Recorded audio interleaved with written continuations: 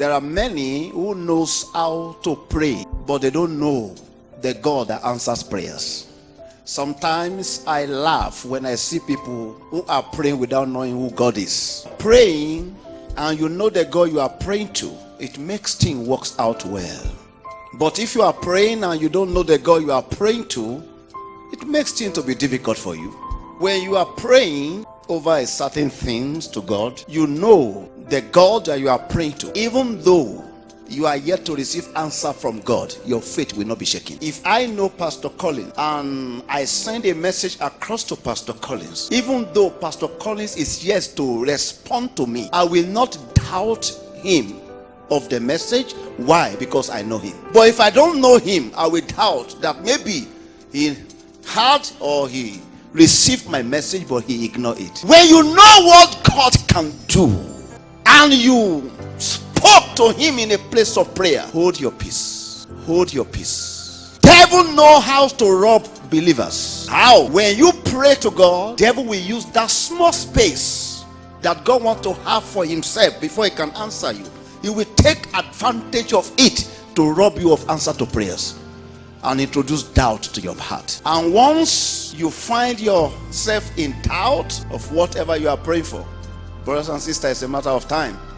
You have to get your reward already. Sometimes we as Christians, we don't know the value on our head. If you know how valuable you are, even in the presence of the devil, you will know how to behave. In the world that we are living, before we came to this world, the world has been encountering challenges, troubles, the battles that men who lived before us fought. If we are to look into this one after the other, fear will grip some of us. But you are aware that without battle, there will be no mantle. And without mantle, you can't cross to your next level. Every battles give you mantle. Every mantle give you ability to cross over. Am I communicating? No matter how you are close to God, as I said, if you know God, don't think that God will not allow wicked one to fight you. The purpose of their fight is to get you out of godly track of your destiny fulfillment. Anytime you remember that you have a purpose for your existence, always remember that devil is around the corner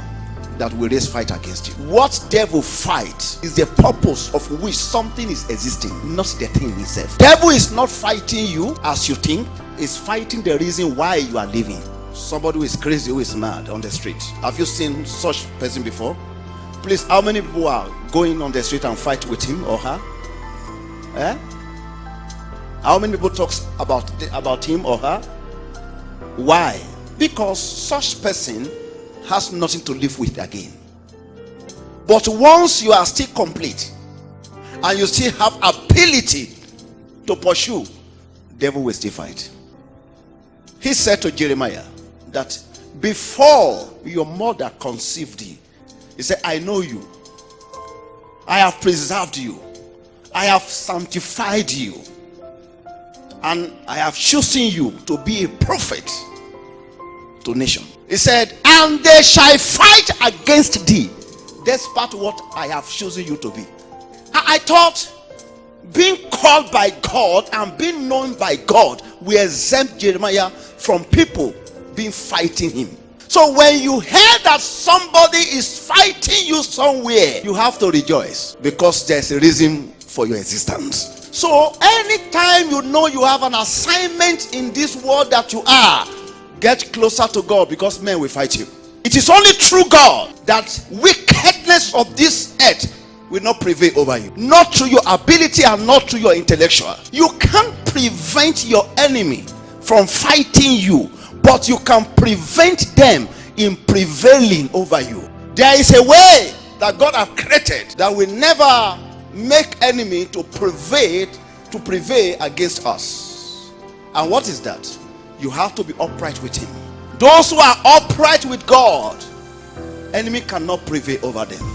If your heart is wicked and you are asking God to fight your battle, you will be abandoned by God. Let them do wickedness to you. Don't respond back in wickedness if you want God to fight the battle for you. When your heart is fully pure, even though they meant evil to you and you don't think of wickedness against them, then you have engaged God in the battle. If God declare you innocent, they can't do you anything. When your journey of life is involved God, and God is involved, brothers and sisters, don't ever, don't ever abuse God in that journey, because there's no battle that man will raise against you that they will prevail.